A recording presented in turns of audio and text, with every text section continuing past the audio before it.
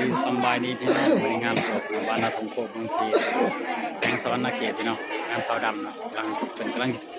ทำพิธีปลงศพอยู่พี่น้อง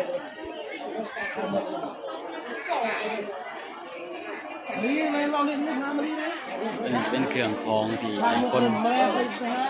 ที่เสียไปแล้วเนาะพี่น้องเครื่องของนี่คือให้ผู้เสียเนาะ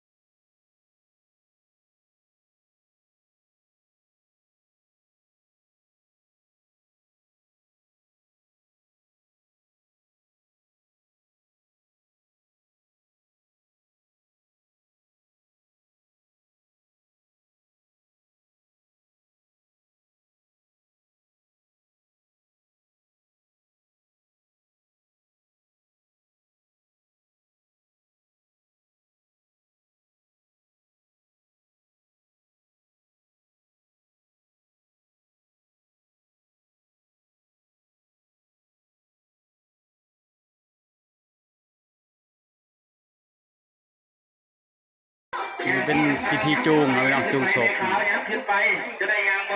พระหลังจะเป็นอาซีเนาะแม่ขาวให้เที่ยงห่าง2 โยก 9เด้อจะได้ยางไปเหยียบจนนองกันเด้อแต่ตัวคนไปบ่จุ่มๆนี่โอ้ยยังจุ่มกันเยอะมาเลยเอาหาเพื่อนได้เด้อเป็นการเพื่อนเลยรอดที่จูงศพเราเนาะประเพณีลาวจะมีพิธีจูงกันเนาะนี่เราชมกัน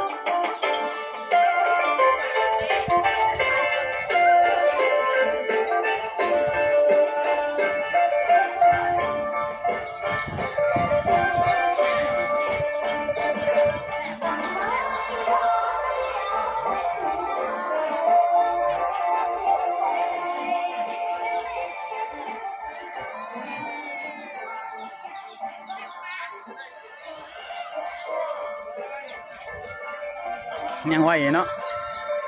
รถก็ยังแล่นไหวเนาะ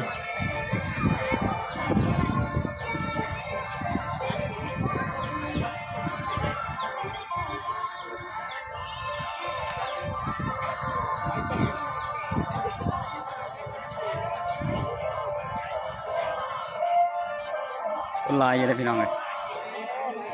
ใส่ล่มได้รับเนาะ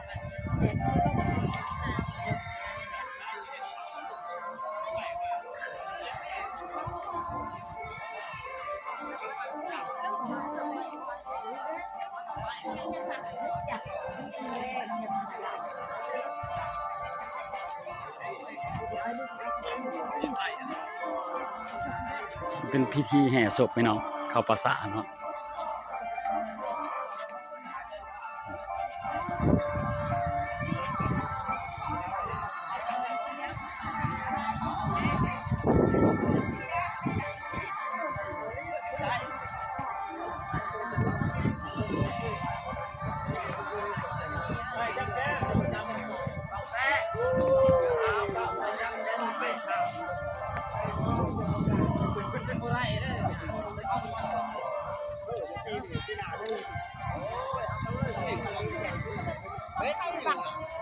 ไปหาค่ะไปแย่อยู่ตรงนั้น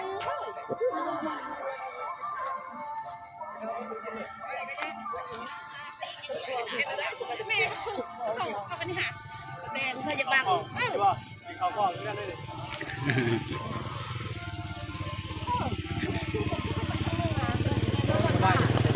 จะมาเมื่อว่าจะมาเนี่ย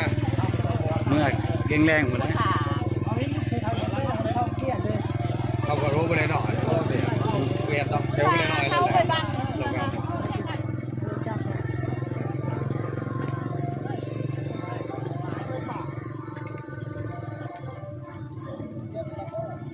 วิสาวอะไรบ้างวิสาว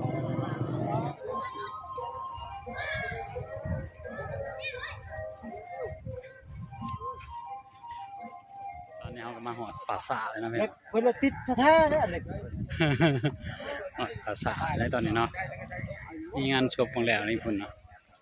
งานศพของแล้วอยู่หันแล้ววันนี้งานศพที่สองนะพี่งานที่สองเลยงานนี้ลายปีนี้ งานอะไรไปแล้ว งานนี้งานแบบนี้ลายเลยปีนี้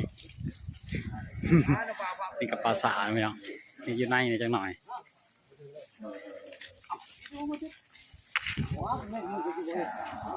ชานไว้อยู่ปราสาทเลยเนาะชานแบบนี้ ว่ากันก็มา ที่บ้านเขาเป็นว่าอยู่วัดได้ชานแบบนี้นะเป็นลายนะ นี่พี่น้องหอดปราสาทอะไรแบบนี้เนาะทำที่ใส่กองกรเราอยู่บนเนาะมันเป็นเรือพระเลยเนาะ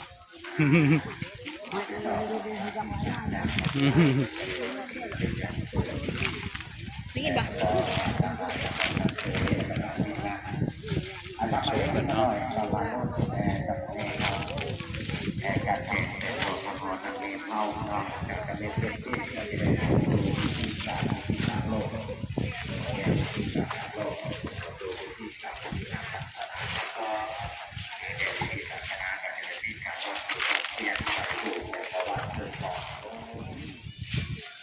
ซุบลงอยู่เนาะตอนนี้เนาะ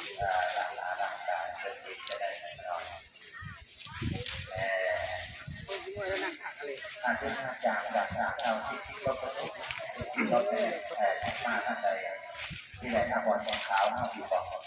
มันจะที่ไหนเสียงยาวคือว่าที่ซอยไปหมดเลย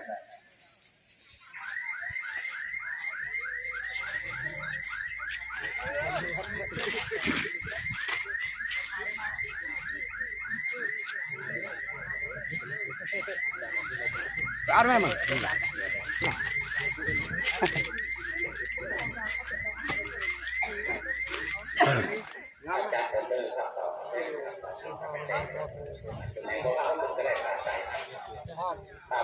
ใช่กันเรามาเบิ้ลแล้ว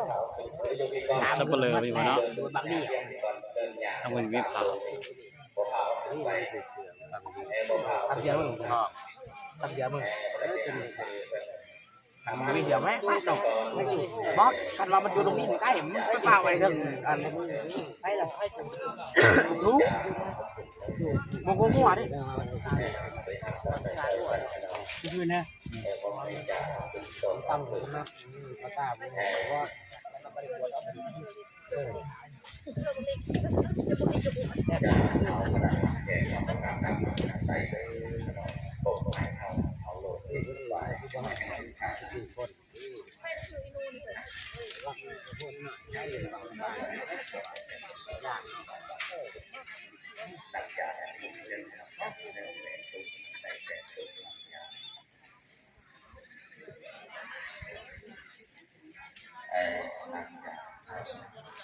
นาดประวัติก็ยังมา บ้านนาทงโคกเมืองที่แก่เก่า ไปแล้วประวัติอยู่ อืม สันตา บ้านร้อน เสื้อตา คือไปตอนเขาเรียนอยู่ซะแล้วนี่ หรือตาอนาคต มันบริยอจักดียาวครับมันนี่ประมาณ2 ชั่วโมง อยู่บวกกัน4 คน โอ้นั่งอยู่ลอย เวลาคุณยาหนักพยานชายยานั่นเขาแจ้งภาษาแล้วก็เขามานั่งอยู่ที่ 4แขกสวัสดี เขาไปนั่ง ตลอ นั่ ด งใช่ ที่การเคลื่อนไหว ไปสุภาพไป ต้นเป็นในป่า ไปยาบ่อหน้าค่ะไปยาหน้า เชื่อ เวลาคนไปยาหน้าที่พยานสุภาพเขาขึ้นมาอยู่ร้านยา เชื่อแห้งดูแลจิตใจเขาไปเรื่อย คนกู้ไอ้มันบ่เป็นเนาะเป็น เดี่ยวนี่แหละ เป็นแล้วบ่งามแหละแม่นพ้นก็เป็นเนาะ ก็เขาจะว่าบ่เป็นโอ้ยนี่ได้ก็กู้เป็นกู้บ่เห็น เป็นมีเอาไปดูน้ำมันก็ตายเลยนี่ต้นกล้วยกระโปรงให้เนาะมีต้นกล้วยต้นดอกที่จริงนำบ่ตายเลยต้นดอกมันตายเนาะต้นดอกอันนี้บ่ได้ตายเลยแถวชมเนาะต้นดอกหักแล้วอ่ะ บ่ตายเลย หักว่าตายทำบ่ตายมันต้องเห็นแม่นบ่ ๆที่บอกปรารถนาของครอบครัวคือญาติพี่น้องในวันที่7 เดือน2 2026 ตามประวัติเนาะ 5 โมง 30น้องนางเรียนไปสิ่งคนทางใจจากไปอย่างบริวารกับรวมอายุได้14 ปีต่อการจากไปของนางเรียนกับครอบครัวและพี่น้องคนหายมรดกคนดีแต่ย่อมาที่เป็นมีชีวิตอยู่และอำลาเป็นครั้งสุดท้ายปัญหาประสบเดินทางเช่นรายงานที่น้องเขาลุกยืนขึ้น บ่ได้ลูกยืนขึ้น ลูกยืนลูกไหม ลูกยืนขึ้นเลยได้ป่ะเนี่ยนั่น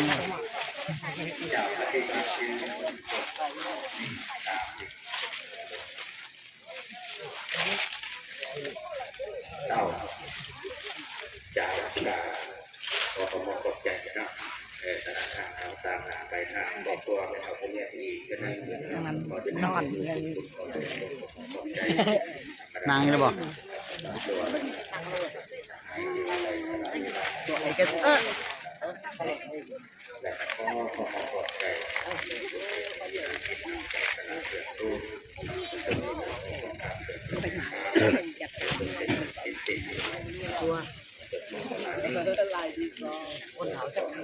นางอย่างนี้เนาะหมูหนักก็นั่งอีกอ๋อ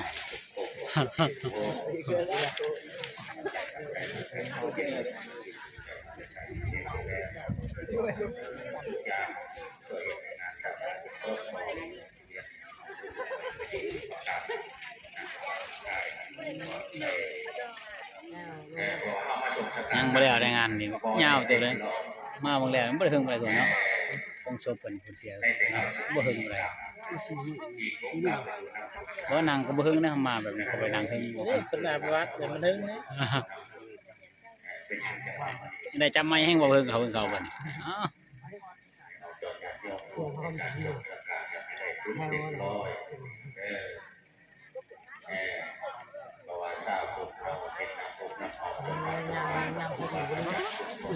อ่าวิธีจุว่างอะไรได้ไหมวางจุก็คือว่างเลยเนาะไปอ้อยไป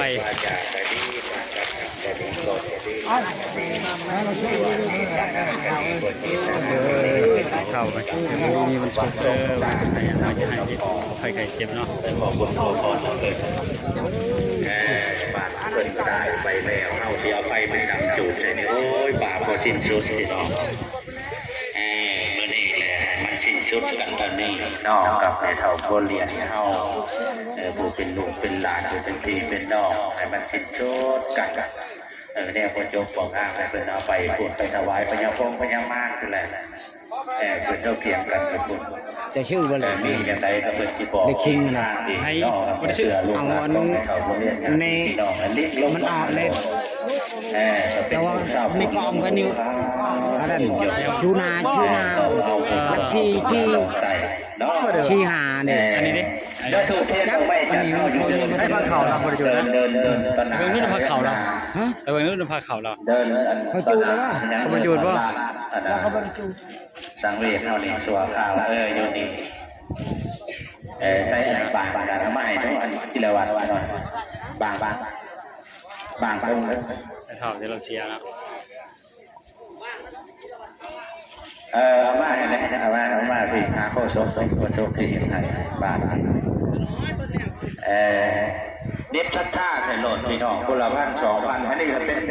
คันว่าวตามที่เล่าชาวพูดเท่านะเพื่อนๆเราบ้างสวัสดิ์บ้างนำทางเด้อ แม่ชี เจ้า แล้ว พี่เจ้าน้องเอาเพิ่นจากโลกนี้ไปสู่โลกหน้าการไปของเพิ่นก็สิมี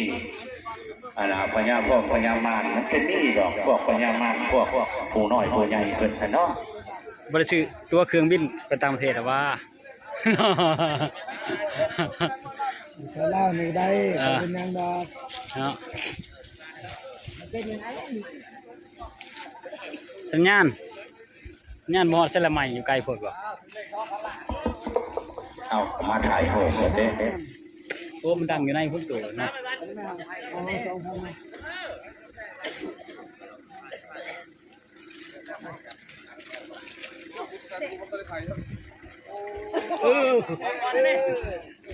ไอ้ดอกมันนั่นเลย9,000เราต้องโผล่เข้าให้ทางให้ด้วยไฟเลยให้รับด้วยเจ็บจะได้ใครจะนี่คือทางกับผมต้องทำคุณตลอดเลยคนวงลำดำจิตไปไปเท่าผู้ว่าเ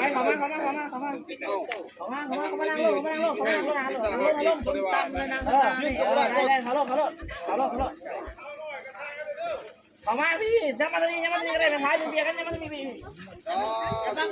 เอามานั่งรถเอามา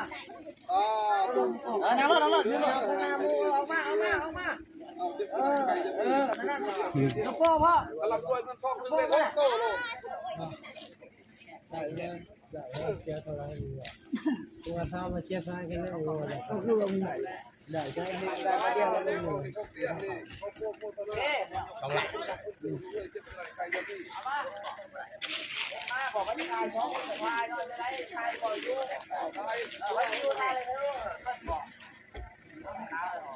ไปเอาไปเคาะกันอยู่กรดบ่ล่ะ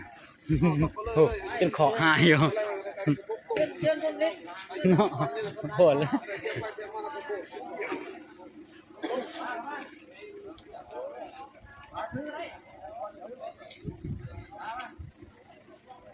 อะไรล่างเข้าล่างออก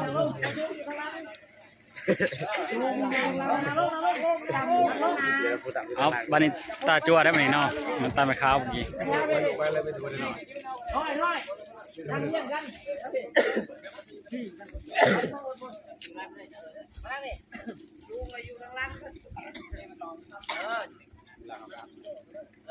ยืนคนน่ะ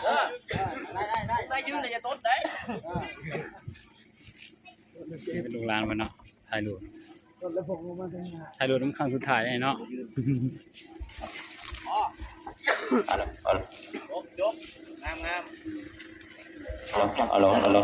็ว2เอาไปจัดแจงที่รถน้ำมันเบิ่งในเด้อพื้นไฟเพิ่นเคยเพิ่นไหลไว้เป็นไหนบ้างเพิ่นเฮาสิละวัดหน่อยโอเคบ่ชิบัลละย่ายให้ฟังเกี่ยวกับบ้างเพิ่นพี่น้องคือกันกับเฮาเมื่อสวรรค์นี่แหละเนาะเมื่อฮอดพันล้านสิแนวนึงดงกินก็แนวนึงเพราะว่าเป้าหมายปลายทางเฮาก็แม่นมหาเจ้าหานายหาบรรพบุรุษเฮาคือแม่ใหญ่เฮานี่แหละเนาะบ่อนแม่ใหญ่ให้สูงก็สิมีดอกไม้เทียนโคก็จ้างทางไปเอิ้นเอาบ้างสวรรค์บ้างตัวนี้ศรัทธาตัวนี้พุทธะเฮาเพิ่นสิบ่ได้เน้นว่าบ้างสวรรค์นี่เท่านั้นแสนตัวนี้หมื่นบ่พี่น้อง500เฮาก็ใส่ได้1,000ก็ใส่ได้ใส่หลายแห่งดีเนาะทานใส่เนาะสิได้สร้างวัดไว้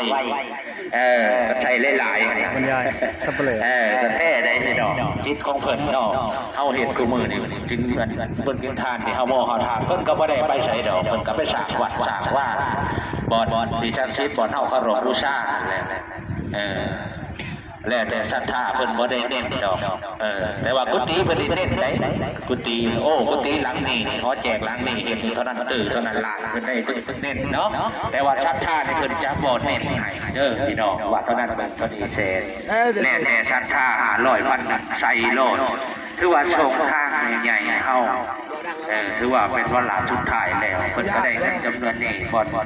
ไม่ใหญ่ให้สูงบ่เจ้ากรรมนายเวรผู้น้อยบ่จ้าไปผู้แลหาเทวดาสัตว์เก่าคือเพิ่นน่ะเอาไปรถจัดแจงรถกันหน่อย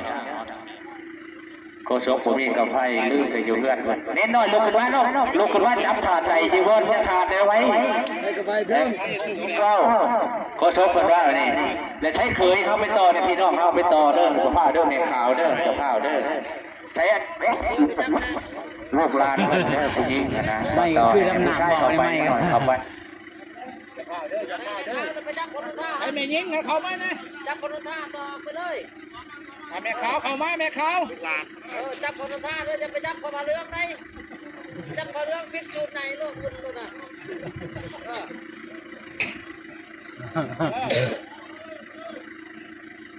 จุดเลยเนาะพนมมือสาธุเลยแม่ให้ลูกขึ้นแล้วก็สาธุส่งเลยบ่สาธุครับมาในนิมนต์ลงเนี่ยทานโอ้ยไม่กระโดดดังซ้ำผลใจว้าวซ้ำแม่นี่ครับ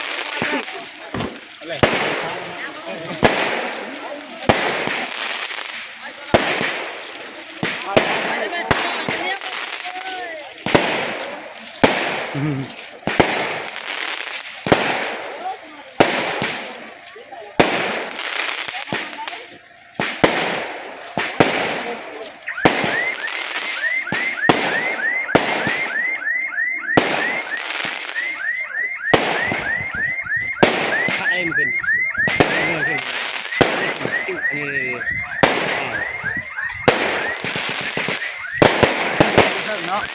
ขึ้นไปใจกระเทิงหัว ตักรัวเลยนี่จุดนึง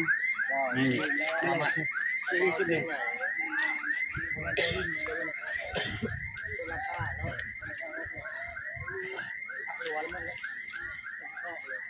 จุดเลยเนาะพี่น้องมัน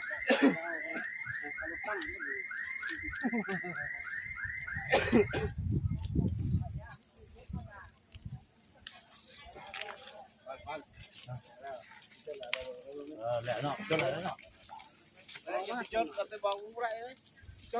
ยังฮะเอายังก็กุ้มไว้ยังหนงุ่มใส่ยัง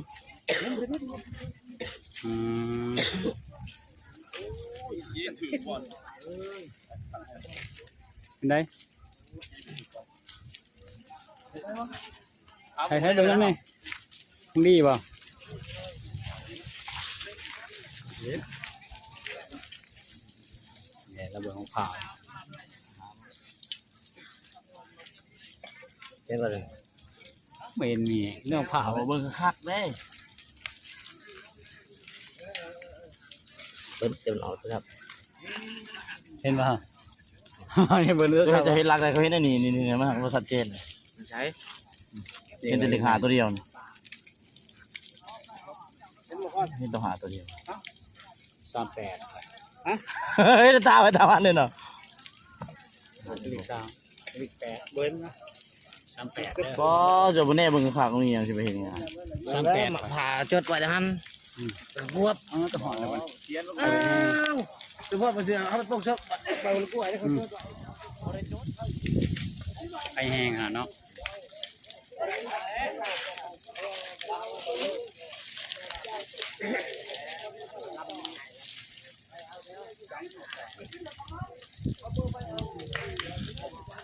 มันดอยเนาะก็แค่